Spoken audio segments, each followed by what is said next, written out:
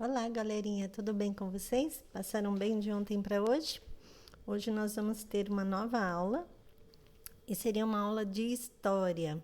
E como o próprio nome diz, eu vou contar uma história para vocês. A história ela é muito interessante porque, através do que nós sabemos do passado, nós podemos entender o presente e imaginar como vai ser no futuro. Então, aqui nós vamos contar a história da indústria que está mudando as cidades e a sociedade industrial. Lá em 1760, no século XVIII, surgiram as primeiras fábricas e surgiram na Inglaterra. O objetivo era então produzir uma grande quantidade, tudo muito rápido e tudo que a sociedade estava necessitando.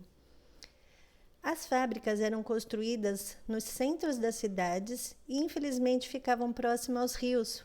Infelizmente porque eles descartavam os resíduos das matérias-primas, o óleo e a água utilizada no resfriamento das máquinas. E aí começaram as poluições dos rios.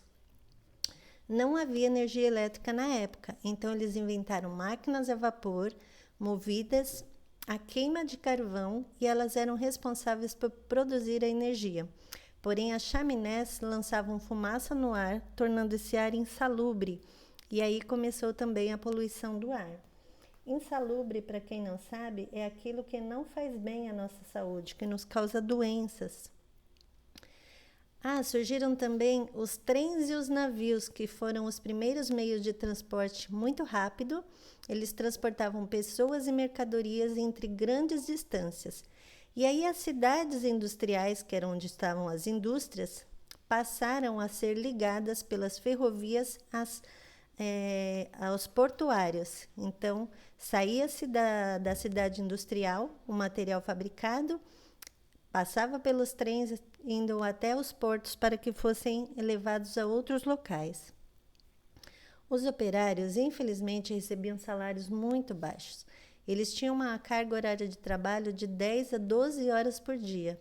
Não recebiam o suficiente para pagar aluguel de boas moradias e, devido a isso, famílias inteiras, que eram famílias muito grandes, moravam em apenas um quarto. Como a gente já tinha estudado em outra ocasião, eles também não tinham água encanada, o esgoto corria a céu aberto, era um mau cheiro terrível, a alimentação deles acontecia uma ou no máximo 2 vezes por dia, e os alimentos que eles tinham eram apenas batatas e pães. Tinha uma injustiça muito grande nisso também, porque os homens comiam primeiro, depois os meninos que trabalhavam nas fábricas, olha lá a imagem de crianças trabalhando nas fábricas, e por último, as mulheres e as crianças pequenas, caso sobrasse, porque era muito pouco alimento que eles tinham. Em compensação, os proprietários das fábricas ficavam cada vez mais ricos, pois além do crescimento da produção das fábricas que eles possuíam, eles também eram donos das terras que forneciam as matérias-primas. Então eles tinham muito lucro, muito dinheiro. E com isso eles passaram a construir as suas casas nas cidades, nos subúrbios das cidades, mas eram casas muito chiques, perto de parques arborizados. Eles vestiam-se com roupas de qualidade, coloridas, variadas, tinham muita comida e tinham também empregados para fazerem todas as atividades da casa. Eles também conseguiam se divertir em sarau e festas particulares.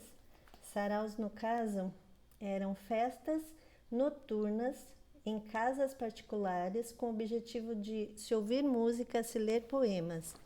Então eles faziam muitas festas, frequentavam o teatro, corridas de cavalo e praticavam esportes como patinação, ciclismo e tênis. Tudo isso para manter uma boa saúde.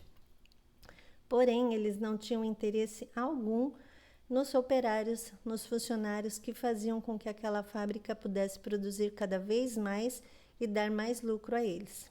Então, por aí a gente já começa a perceber a injustiça e a diferença entre o rendimento da população e dos donos das fábricas. Um bom estudo para vocês. Beijos!